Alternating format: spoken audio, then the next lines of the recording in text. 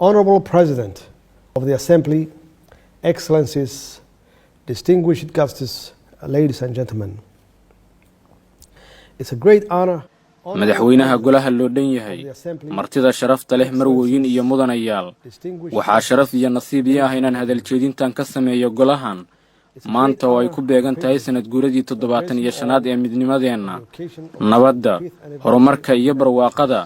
iyadoo ay muhiim inoo tahay inaan mar kale ballan qaadno sida ay nooga go'an tahay ku dhaqanka xeerka Qaramada Midoobay innaga oo wadar ogol ballaaran ku gaarayna iskaashi midaysan oo aan ka yeelano horumarka waara ee caalamiga ah ma jiraan wax ka muhiimsan wadar ogol iskaashi iyo ficilo hiigsi leh oo isku mid ah inta lagu guda jiro caqabadaha siyaasadeed bulsho iyo dhaqaale ee dunida ka jira ee horseeday cudurka safmarka ah ee Karoona. Where the world is challenged politically, socially and economically by the COVID-19 health pandemic. In assessing the way forward to achieving the agreed sustainable development goals by 2030 in the midst of the global COVID-19 pandemic. Si aan u qiimayno tallaabooyinka aan horay u qaadayno ee ku wajahan gaarista hadafyada horumarka waara ee higsiga 2030ka ee inta lagu guda jiro safmarka Karoona waa inaan dib u qiimeyn ku sameynaa mustaqbalka aan dhammaanteen wada doonayno iyo nooca qaramada midoobayda aan rabno in aan helno. Karoona waxa uu ahaa cashar arxam daran iyo dhawaqii ugu dheeraa ee hurdada ka kiciyay baahida loo qabo iskaashiga caalamiga ah wax wada qabsi mug leh iyo go'aan wadareedyo looga hortegayo cudurkan. Karoonaha ma garanayo xuduud jinsiyad rag iyo dumar sida dadalku u kala dhaqaale badan yihiin ama dadka dhammaanteen waxaan nahay dhibanayaal sidaas darteed waa inaan helnaa xal wada jir ah oo bani aadamka ka badbaadiya cudurkan. Therefore, a unifying solution must be found to protect every human being from it. In Somalia, our government and people have worked closely together to mitigate the worst effects of the COVID-19 pandemic. Like most governments across the world, we prioritize the health of our citizens and did as much as possible to save lives. Somalia dowladdeena iyo dadkeena waxa ay u wada shaqeeyeen si dhow oo ah sidii ay uga hortagi lahaayeen saameynta ugu xun ee cudurka Karoonaha sida dowladaha kale ee caalamka waxaan hortiminta siinay caafimaadka muwaadiniinteena waxaana intii karaankeenna ah badbaadinay nafta dadka annaga oo si joogto ah u bixinayna adeegyo daaweyn ah iyo wacyigelin caafimaad. dowladdeenu waxa ay samaysay wax kasta oo bulshada lagu badbaadinayo dadka uu ku dhacay cudurka Karoona oo sare u kacay xilligii uu bilowga ahaa ayaa aad hoos ugu dhacay kadib tallaabooyinkii degdega ahaa ee dowladdu qaaday. mar kale waxaan ku celinayaa in jawaabaha guuleystay aysan suurtagal ahaan lahayn iyada oo aysan jirin iskaashi u dhaxeeya dowladdeena shacabkeena iyo bulshada caalamka. waxaan rabaa inaan bogaadiyo dhammaanba shaqaalaheena caafimaadka ee geesiyaasha ah kuwaasi oo naftooda halis u geliyay si ay kuwa kale u badbaadiyaan. waxaan aqoonsanahay samarka iyo waxgalnimada ganacsiyada gaarka loo leeyahay kuwaasi oo si dhow la shaqeeya dowladda si dhaqdhaqaaqa dhaqaalaha dalka uu u noqdo mid shaqeeya iyaga oo adeegyo muhiim ah inoo fidiyay dadka Soomaaliyeed xilligii adkaa ee la soo maray. hase yeeshee guulaha aan ka gaarnay dadaaladeenna wada jirka ah ee Soomaaliya macnaheedu ma ahan inaysan waxna soo gaarin sida ka muuqata tirakoobyada rasmiga ah wax ka badan 3,000 oo qof oo Soomaali ah ayuu cudurkan ku dhacay ilaa 100 qofna cudurkan waa ay u dhinteen kuwa kale oo badan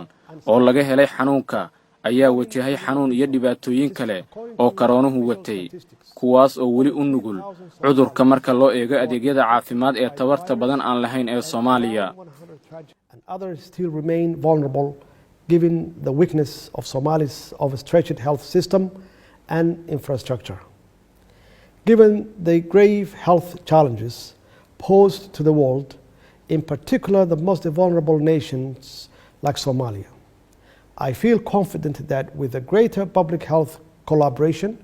information sharing, and equitable distribution of the potential COVID-19 health treatments currently in development, we can permanently reverse the deadly impact of the virus for every human being on the planet. marka laga eego caqabadaha caafimaad ee dunida ka jira gaar ahaanna dalalka nugul sida Soomaaliya oo kale waxaan aaminsanahay in iskaashi ballaaran oo laga yeesho xagga caafimaadka wadaagista xogta iyo qaybinta daawooyinka la heli karo ee karoonaha ee hadda soo saarista lagu wado waxaan si kama dambaysa u soo afjari karnaa dhibaatadii bulshada caalamka uu u geystay cudurkan tani ayaa ah sida kaliya ee wadajirka ah ee aan ku xaqiijin karno mustaqbalkeena sidaasi darteedna waa in innaga oo ah qaramada midoobay aan ka dhabaynaa dadaalkeena wadajirka ah ee aan kaga hortagayno cudurka Karoona mudanayaal martida sharafta leh mudanayaal iyo marwooyin guud ahaan dunida dhammaan dhaqaalaha heerarkiisa kala duwan waxaa saameynba aan ku reebay cudurka Karoona isaga oo aad u ragaadiyay dalalka nugul Soomaaliya sida adduunka qaybihiisa oo kale waxaana soo wajahay dhaqaale xumo ba'an oo xanuun badan shaqo la'aan iyo baahida loo qabo in la maalgeliyo adeegyada aasaasiga ah si dadka looga difaaco safmarka loo dhinto waxaad dhammaantiin la qiri kartaan intani shaqo ballaaran ku tahay dal colaada ka soo kabanaya sida Soomaaliya oo kale balse dawladdeena waxa ay heegan u tahay inay wajahdo caqabad kasta oo horteena ah qorshaha dhaqaale ee dawladdeena ee xilliga Karoonaha ayaa mar labaad dadkeena geysay booska koowaad ee xagga muhiimadda iyada oo canshuur dhaaf lagu sameeyay cunooyinka daruuriga ah hadda oo aan filayno in meeshii ugu xumeed la soo gudbay hadda waxaan si taxaddar leh u bilaabaynaa inaan dib u furno dhaqaalaha si dadkeena ay noloshoodii caadiga ahayd dib ugu soo laabtaan hase yeeshee waxaan fahansanahay caqabadaha waaweyn ee naga hor muuqda si aan u dhisno Soomaaliya si buuxda uga soo kabatay saameynta Karoonaha innaga oo xoojinayna muhiimadda ay leedahay ka hortagga Karoonaha iyada oo loo marayo ficil wadajir ah waxaan rabaa in aan qiro taageerada dhaqaale ee beesha caalamka Soomaaliya siisay ee dalkeena gaarsiisay xilligii go'aan qaadashada iyada oo deyn badan ay cafiyeen deyn bixiyaal badan oo dunida ah innaga oo ku sii dhawaanayna in gabi ahaanba deyntana laga dhaafo iyada oo loo marayo dib u habeynta dhaqaale we remain cognizant that Somalia's economic future and the prosperity of its people are closely interlinked with that of the rest of the world. In this regard, the future we want in Somalia is one which promotes greater partnership for international trade, enhancing foreign direct investment in key productive sector which has the potential to feed the world and the development of human capital to create future opportunities for us all. waxaan ka daragsanahay in mustaqbalka dhaqaalaha Soomaaliya iyo horumarka bulshadiisu ay aad ugu xiran yihiin horumarka mustaqbal ee adduunka intiisa kale mustaqbalka aan Soomaaliya la doonayno waa mid dhiirigelinaya iskaashiga caalamiga ah soo jiidanaya maalgelin caalami ah oo toos ah gaar ahaanna qaybaha wax soo saarka halkaas oo ay yaalaan fursado badan oo dunida lagu quudin karo kana qayb qaadan kara horumarka kheyraadka aadamiga ah si loo abuuro fursado dheeraad ah qaramada midoobayda aan doonayno waa mid loo dhan yahay oo ah madal iskaashi caalami ah oo aan kaliya ahayn meel fikrada la isku weydaarsado balse ah meel ficil loogu rogo afkaaraha Karoonaha waxa uu dhibaato ku noqday annaga oo dhan haddii ay tahay in la gaaro hiigsiga horumarka waara waa inaan ka soo kabannaa dhibaatooyinka cudurka si wadajir ah mudanayaal martida sharafta leh marwooyin iyo mudanayaal qalalaasaha adduunka ka dhaca sida Karoonaha oo kale waxaa laga dhaxlaa fursado iyo caqabado ay tahay in laga gudbo dhammaanteen waxaan aragnay dhibaatada caafimaad iyo tan dhaqaale ee uu keenay safmarka kuwaas oo aan weli dareemayno lana noolnahay ma jiro dal xitaa haddii uu wax kasta haysto ka badgalay cudurka hase yeeshee iyada oo xanuunka iyo dhibaatada aan ka wada simannahay haddana waxaan ka baqayaa in farqiga u dhaxeeya dalalka horumaray kuwa soo koraya iyo kuwa tabarta daran in uu sii ballaaran doono tani waa arrin ay tahay in laga fogaado maadaama ka gudbista caqabadaha taagan sida amni xumada isbeddelka cimilada faqriga iyo sinaan la'aanta kuwaas oo dhammaantood dunida ka sii abuuraya kala fogaansho guud ahaan adduunka waxa ayna tahay in la yeesho iskaashi lana qaado tallaabooyin wadajir ah iyo ficillo horseedi kara in hiigsiga horumarka waara uu noqdo mid miro dhal ah Somalia is working through and with the UN to create a better future for Somalia and the world. We are taking the lead in delivering development to our people and working with our valuable international partners to ensure we rebuild a domestic, inclusive, democratic, inclusive and economically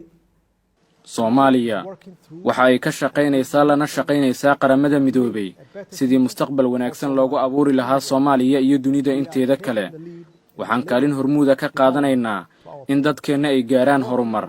innaga oo wada shaqayn la yeelanayna bahwadaagta caalamka ee waxgalka ah si aan u dhisno Soomaaliya dimuqraadi ah dhaqaale horumarsan leh inclusive and economically prosperous Somalia. Despite the challenge of COVID-19, we are still working hard to undertake inclusive national elections where the Somali people can determine their future. We are firmly committed to promoting and instilling a strong tradition of democracy and accountable governance which services the Somali people first and foremost. Inkastoo caqabada naga qabsadeen safmarka Karoonaha, waxaan weli ku howlanahay ka shaqaynta hannaan doorasho oo loo dhan yahay taas oo dadka Soomaaliyeed ay go'aan ka gaari karaan mustaqbalkooda. Waxaan naga go'aan inaan meel marino oo aan xoojino dhaqanka dimuqraadiga ah iyo dawlad lala xisaabtami karo taas oo u adeegta shacabka Soomaaliyeed. Waxaan sidoo kale si guuli ku dheehan tahay u jabinay dhibaatada argagixisada caalamiga ah iyadoo ay iskaashanayaan ciidamadeena geesiyaasha ah iyo ciidanka AMISOM iyo bahwadaagta dalalka kale si dunidu ay u noqoto meel nabdoon. Waxaan ku kalsoonahay in dadaalada dawladdeena iyo taageerada joogtada ah ee beesha caalamka Soomaaliya inaysan kaliya ka hortagi doonin halista Karoonaha ee ay sidoo kale gacan weyn ka geysan doonto iskaashiga caalamiga ah ee dunida looga dhigayo meel wanaagsan adkaysi badan oo ah meel dadka ay u wada siman yihiin iyadoo oo mustaqbalka la eegayo. Waxaa muhiim ah in aan gaarno hiigsiga horumarka waara ee qof kasta ee muwaadin ah ee dunida ku nool. Ma yeeli karno inaan qof ka tagno. Tani waxa ay micnaheedu tahay in Qaramada Midoobay inay dardar gelisaa garab istaagga dalalka iyo bulshooyinka nugul. Qaramada Midoobay waxa ay taasi ku samayn kartaa in la caawiyo horumarka dalalka iyo shakhsiyaadka iyadoo oo loo marayo habraacyada xoojinta hay'adaha dawliga ah, isweydaarka aqoonta iyo maalgelinta kheyraadka aadamiga ah. Kuwani waa maalgelin waqtiga ah oo ka qayb qaadan kara ciribtirka faqriga iyo abuurista fursado hor leh. Gunaanad Qaramada Midoobay iyo bahwadaagta qaramada ee xubnaha ka ah waa inay iskaashi cusub ka yeeshaan sidii looga hortagi lahaa cudurka Karoonaha. Waa in sidoo kale uu na dhex maraa xiriiro iyo macaamil togan oo aan ku abuurno mustaqbal wada jira oo ku dhisan barwaaqo kaasi oo ku qotoma nooca Qaramada Midoobay ee aan doonayno in aan helno iyada oo tani laga ambaqaadayo. Soomaaliya waxa ay dib u qiraysaa sida ay uga go'an tahay iskaashiga caalamiga ah ee looga hortagayo dhammaanba caqabadaha iyo dhibaatooyinka jira iyo sidii looga faa'iideysan lahaa fursad kasta oo lagu abuuri karo duni nabdoon oo sinaani ka jirto. Mahadsanidin dhammaantiin. In this regard, we in Somalia reaffirm our commitment to multilateralism to overcome all common obstacles and to capitalize on every opportunity to create a better, safer and equal world. I thank you.